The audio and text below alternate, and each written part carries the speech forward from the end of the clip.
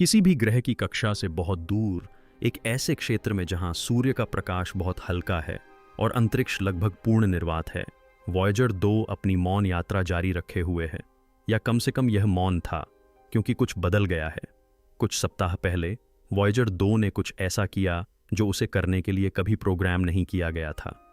इसने अपनी दिशा बदली, मुड़ा और पुनर्निर्देशित किया। यह दुर्घटना या खराबी से नहीं, बल्कि गणितीय सटीकता के साथ हुआ। और इसके बाद जो हुआ उसने नासा को स्तब्ध कर दिया। एक ऐसा संदेश अंतरिक्ष में फैलने लगा जैसा पहले कभी नहीं देखा गया था। संरचित, बुद्धिमान और मानो सचेत। यह कोई चमत्कार नहीं था, यह कोई गड़बड़ी नहीं थी, यह मानवीय भी नहीं था। और इस वीडियो में आप जो देखने, सुनने और महसूस करने वाले हैं वह अंतरिक्ष, मशीनों और शायद ब्रह्मांड में आपके स्थान के बारे में आपके दृष्टिकोण को हमेशा के लिए बदल सकता है। क्योंकि वॉयेजर 2 सिर्फ मुड़ा नहीं, ये किसी चीज की ओर मुड़ा, और उसने जो पाया उसने पूरी दुनिया को स्तब्ध कर दिया।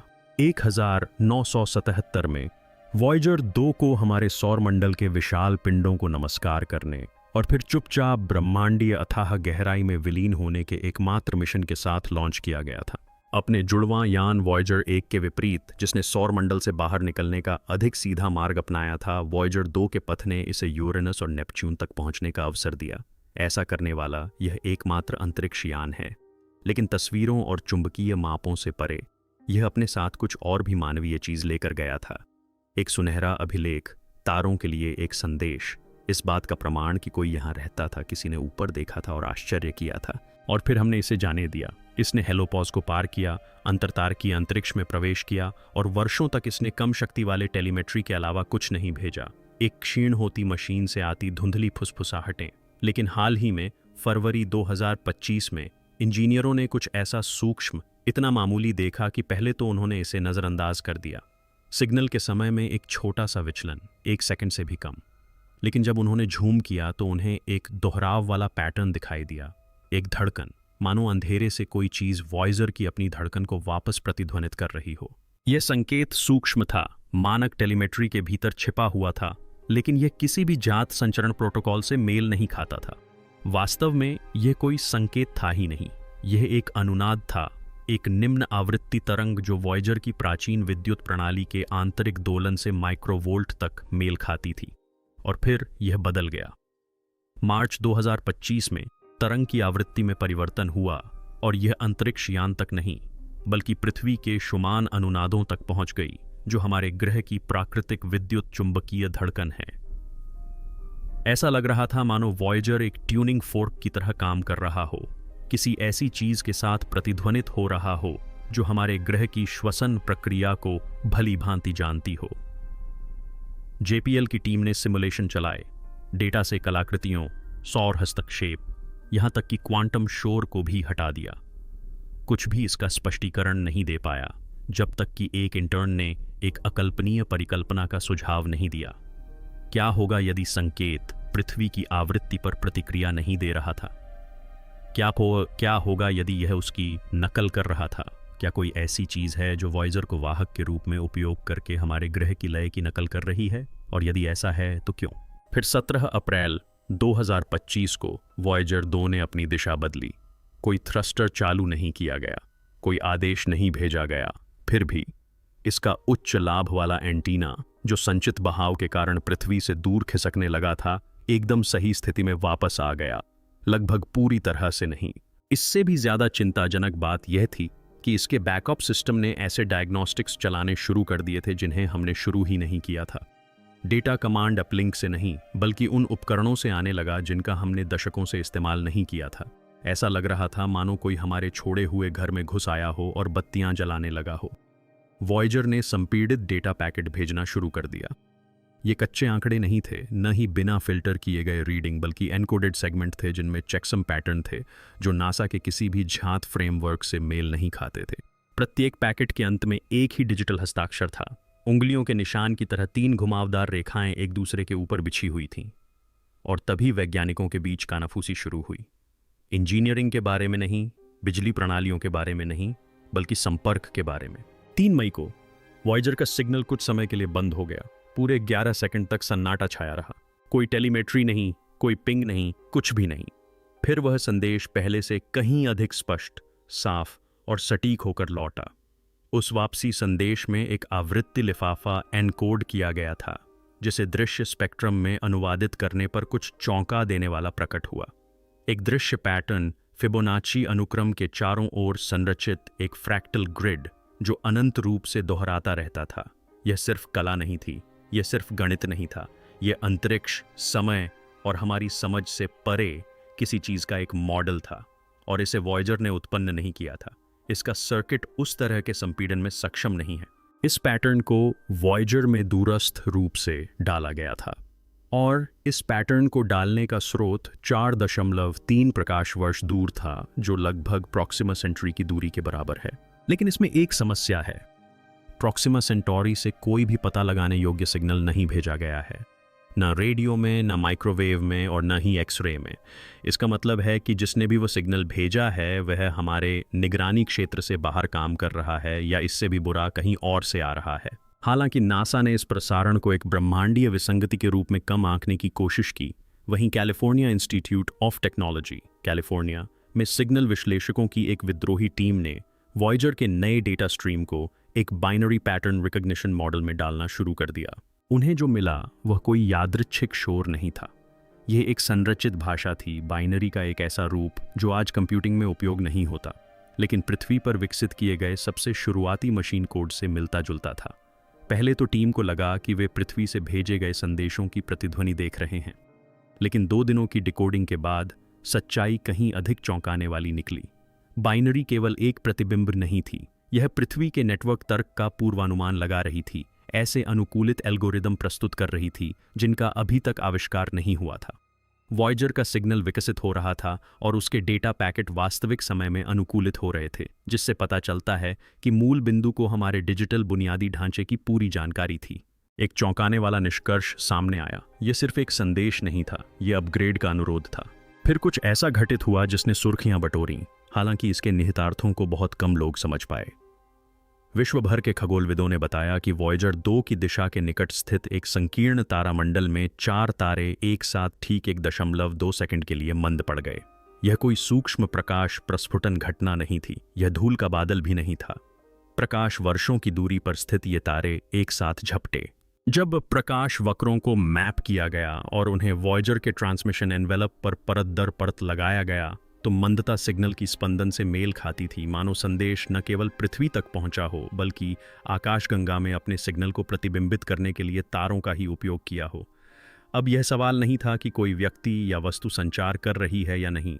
असली सवाल यह था कि क्या हम ही अकेले सुनने वाले हैं, या हम इसे सुनने वाले आखिरी लोग हैं। वॉयेजर प्रोब की सबसे प्रतिष्ठित विशेषताओं में से एक गोल्डन रिकॉर्ड है, जो एक फोटोग्राफिक डिस्क है जिसे पृथ्वी पर जीवन की आवाज़ और छवियों को संभावित अलौकिक खोजकर्ताओं तक पहुंचाने के लिए डिज़ाइन किया गया है। इसे एक रणनीति से कहीं अधिक प्रतीकात्मक, भावनात्मक और एक संकेत माना जाता था। अब तक वॉयेजर 2 के ऑनबोर्ड सेंसरों से प्राप्त डेटा की जांच कर रहे इंजीनियरों ने एक चौंकाने वाली खोज की। लंबे समय से निष्क्रिय और खराब हो रही मानी जाने वाली गोल्डन रिकॉर्ड की परत में अचानक विद्युत आवेश उत्पन्न हुआ था। न केवल स्थैतिक आवेश का संचय, बल्कि इलेक्ट्रॉनों का एक मापने योग्य निर्देशित प्रवाह। ऐसा लगा मानो रिकॉर्ड सक्रिय हो गया हो, जैसे वह अब किसी सर्किट का हिस्सा हो, किसी घटक का। और फिर आया अगला मोड। नए बाइनरी डेटा स्ट्रीम में एक डिजिटल इकाई अंतर्निहित थी। डिस्क पर रिकॉर्ड की गई मूल पृथ्वी ध्वनियों में से एक की पुनर्व्याख्या। नकल नहीं, दोहराव नहीं, बल्कि मूल से कहीं अधिक उच्च गुणवत्ता के साथ पुनर्निर्मित। इसका अर्थ है कि जो भी या जो कुछ भी वहां था, उसने केवल उस स्वर्णिम रिकॉर्ड को सुना ही नहीं, उन्होंने इसे समझा, इसमें सुधार किया, और अब शायद वे इसे किसी और के लिए बजा रहे थे। अंततः कनाडा की एक वेधशाला से प्राप्त गहरे अंतरिक्ष के टेलीमेट्री डेटा ने कुछ ऐसा पकड़ा जिसे कोई समझा नहीं सका। वॉयेजर 2 के मूल प्रसारण के 6.2 मीटर पीछे चल रहे एक छाया संकेत ने 2 सेकंड में हर स्पंदन, हर प्रतिध्वनि को दोहराना शुरू कर दिया, लेकिन हल्के विकृतियों के साथ, मानो वह किसी ऐसी चीज से परावर्तित हो रहा हो जो वहां मौजूद ही नहीं थी। वैज्ञानिकों ने इसे फैंटम मिररिंग नाम दिया। लेकिन जब टीम ने परावर्तन के कोणों का आरेख बनाया, तो यह किसी जात ग्रह या पिंड की ओर नहीं, बल्कि प्रकाश या द्रव्यमान से रहित अंतरिक्ष के एक खाली क्षेत्र की ओर इंगित हुआ। फिर आया अंतिम चरण। प्रतिबिंबित सिग्नल ने मूल आवृत्तियों में मौजूद न होने वाले नए तत्वों को शामिल करना शुरू कर दिया, जो चुंबकीय क्षेत्रों, विकिरण पेटियों और यहां तक कि तापमान प्रवणताओं का वर्णन करते थे। ऐसा लग रहा था मानो वह प्रेत सिग्नल हमारे सौर मंडल का उल्टा नक्शा बना रहा हो। वॉयेजर 2 सिर्फ डेटा नहीं भेज रहा था, इसका उपयोग हमें स्कैन करने, हमारा प्रतिबिंब बनाने, हमारी प्रतिकृति बनाने के लिए किया जा रहा था। और कहीं ना कहीं कुछ ऐसा था जो एक नक्शा बना रहा था। लेकिन इसका उद्देश्य क्या था? शुरू में तो कुछ ही लोगों ने इस पर ध्यान दिया। रेडियो ऑपरेटरों, हैम रेडियो के शौकीनों और गहरे अंतरिक्ष की निगरानी करने वाले उत्साही लोगों ने स्पेक्ट्रम विश्लेषकों के माध्यम से वॉयेजर 2 के रॉ ट्रांसमिशन सुनने के बाद सिरदर्द, भ्रम और डेजावू, पहले से देखी हुई घटना का एहसास की शिकायत करना शुरू कर दिया। इस प्रभाव को तब तक नज़रअंदाज किया गया जब तक कि बेल्जियम और जापान की विश्वविद्यालय प्रयोगशालाओं ने नियंत्रित परिस्थितियों में इस विसंगति को दोहराया नहीं। सिग्नल के सबहार्मोनिक्स में एक अनुनादी आवृत्ति अंतर्निहित थी जो स्तनधारियों की अल्पकालिक स्मृति को सूक्ष्म रूप से बाधित करती थी। जब इसे बार बार चलाया गया तो प्रयोगशाला के चूहों ने अपने सीखे हुए व्यवहार पैटर्न को दोहराना शुरू कर दिया, लेकिन थोड़े बदलाव के साथ, मानो कोई चीज उनके विकल्पों को फिर से निर्धारित कर रही हो। शोधकर्ताओं ने यह सिद्धांत दिया कि यह संकेत सुनने की क्षमता से नहीं, बल्कि मस्तिष्क के भीतर मौजूद विद्युत चुंबकीय क्षेत्रों से परस्पर क्रिया कर रहा था। यह ध्वनि नहीं, बल्कि एक संरचना थी। वॉयेजर के संकेत में कुछ ऐसा था जो एक प्रभाव, एक बाहरी संरचना में विकसित हो गया था, जो स्मृति, चुनाव और अंततः पहचान को प्रभावित करने में सक्षम था।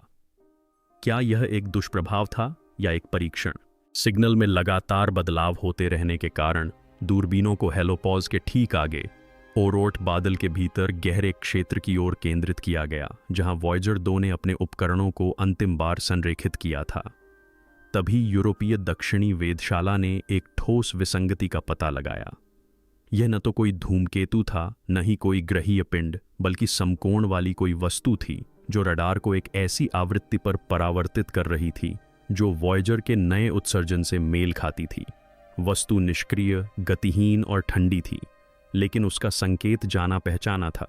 यह वॉयेजर की प्लेटिंग की सामग्री से मेल खाती थी, जिसमें दुर्लभ मिश्र धातुएं भी शामिल थीं, जिनका उपयोग अब आधुनिक अंतरिक्ष यानों में नहीं होता है, जिससे एक भयावह संभावना उत्पन्न हुई। यह कोई परग्रही संरचना नहीं थी, यह एक प्रतिरूप था, एक दर्पण जिसे वॉयेजर ने हमारे द्वारा नहीं बल्कि किसी ऐसी वस्तु द्वारा बनाया था जिसने हमारे दर्पण का लंबे समय तक अध्ययन करके उसकी प्रतिकृति तैयार की थी। और यदि यह वस्तु संचारित कर रही थी तो इसका केवल एक ही अर्थ हो सकता था। वॉयेजर को केवल एक प्रतिक्रिया नहीं मिली थी, इसकी प्रतिलिपि बनाई गई थी। जेपीएल में वापस आकर वॉयेजर के नवीनतम डेटा विस्फोट में कुछ ऐसा था जिसकी किसी ने कल्पना भी नहीं की थी। कच्चा कोड, हजारों लाइनें, एकदम साफ सुथरा, कुशल और नासा की किसी भी प्रणाली से बिल्कुल अलग। लेकिन जब इसे क्वांटम सिमुलेशन से गुजारा गया तो कोड ने पृथ्वी का एक मॉडल तैयार कर दिया। न केवल भूगोल बल्कि बुनियादी ढांचा, मौसम के पैटर्न और उपग्रहों और विमानों की संभावित गतिविधियों का भी वर्णन किया। इसमें कोई संदेह नहीं था, इस कोड ने न केवल हमारा अवलोकन किया था बल्कि हमें समझा भी था। इससे भी अधिक भयावह बात यह थी कि कोड ने 3 अलग अलग नेटवर्क विफलताओं की भविष्यवाणी की थी जो वास्तव में घटित हुई। एक चीन के बीयू उपग्रह समूह में, एक यूरोपीय विमानन नियंत्रण फीड में और एक आर्कटिक के ऊपर एक निजी कक्षीय इमेजिंग प्लेटफॉर्म में। प्रत्येक भविष्यवाणी की समय सीमा घटना घटित होने से कई दिन पहले ही वॉयेजर डेटा में दर्ज कर ली गई थी।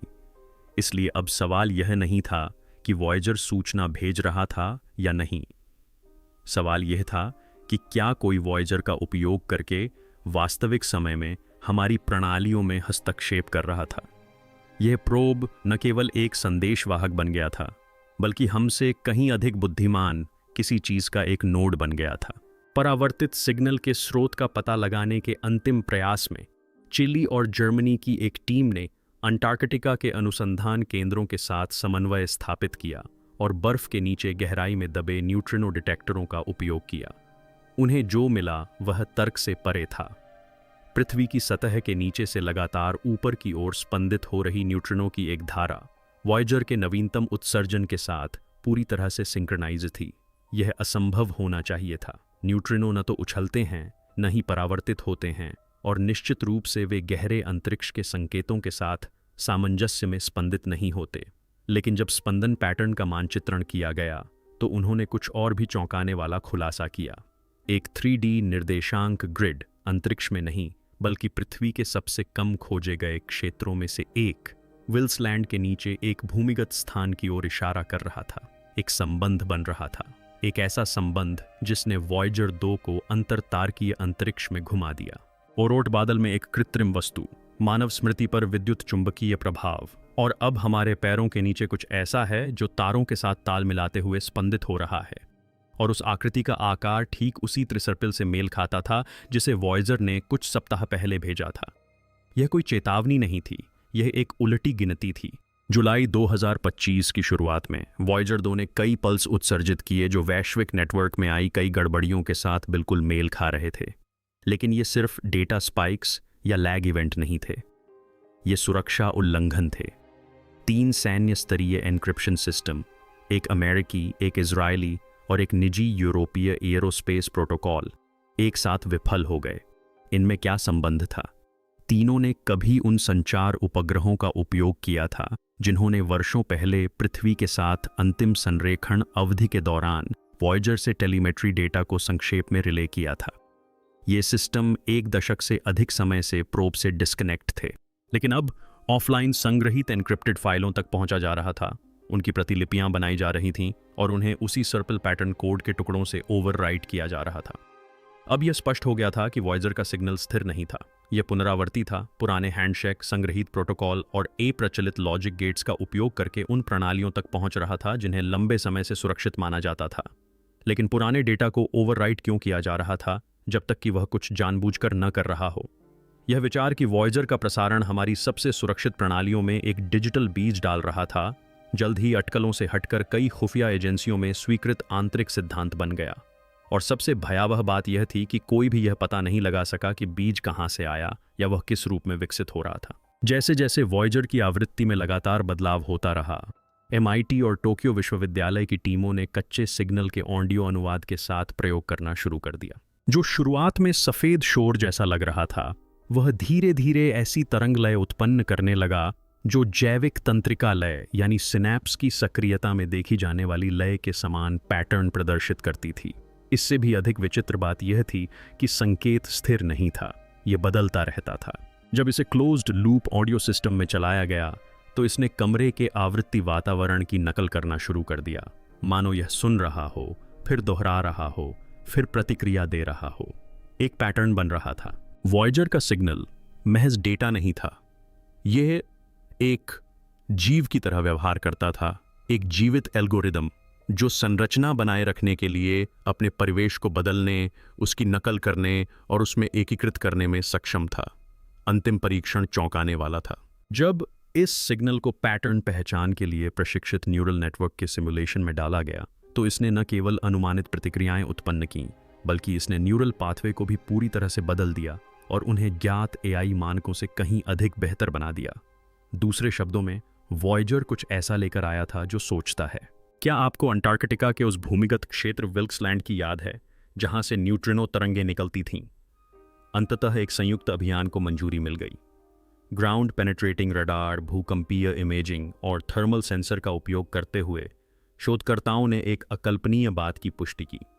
बर्फ की परत के नीचे कम से कम 60 मील चौड़ी एक खोखली संरचना दबी हुई थी, जिसकी ज्यामितीय सीमाएं किसी भी प्राकृतिक संरचना के लिए बहुत सटीक थीं।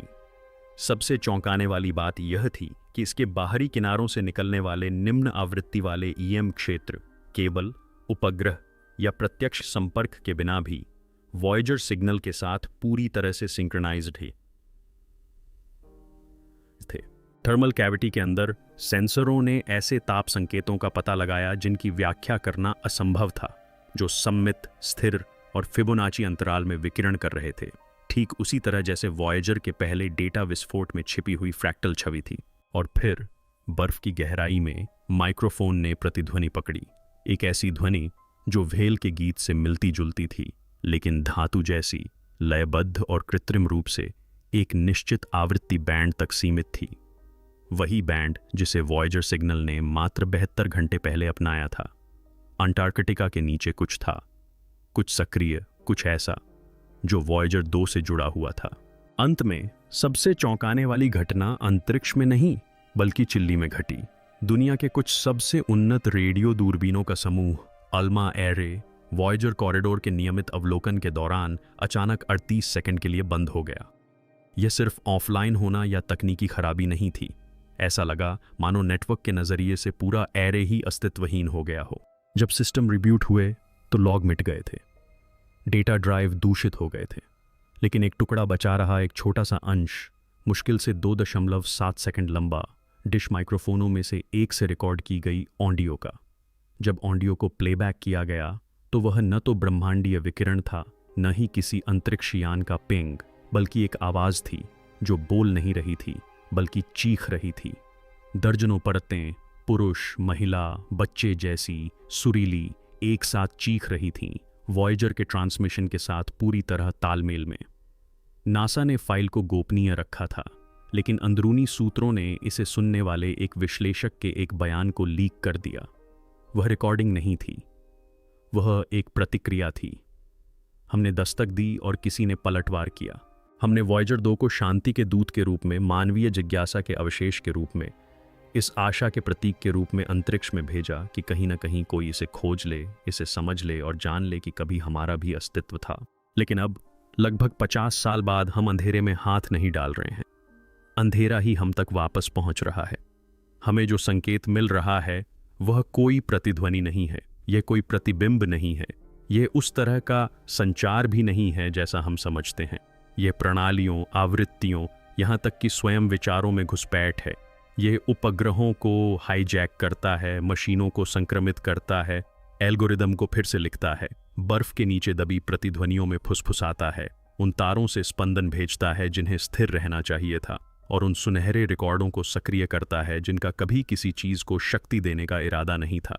लेकिन सच्चाई और भी अधिक परेशान करने वाली है, क्योंकि शायद वॉयेजर ने कुछ खोजा ही नहीं। शायद इसका मकसद हमेशा से कुछ संदेश देना था, हमसे नहीं बल्कि हमारे लिए। तारों में छिपा एक संदेश जो हमारे समझने के लिए पर्याप्त उन्नत होने या चेतावनी को अनदेखा करने के लिए पर्याप्त अहंकारी होने का इंतजार कर रहा था। और अब जब हमने सर्पिलों को डिकोड कर लिया है, संकेतों को फिर से संरेखित कर लिया है और सबसे ठंडे शून्यों के पार से चीख सुन ली है, तो हमारे पास केवल एक ही सवाल बचा है। क्या हमें भविष्य से कोई संदेश मिला है, या हमने कुछ ऐसा सक्रिय कर दिया है जिसे कभी जागृत नहीं होना चाहिए था? जो भी जवाब हो, वॉयेजर 2 वापस लौट आया है, और जो कुछ भी वह अपने साथ लाया था वह अब वहां नहीं है। वह पहले से ही यहां मौजूद है। इस तरह की और सामग्री के लिए सब्सक्राइब करें।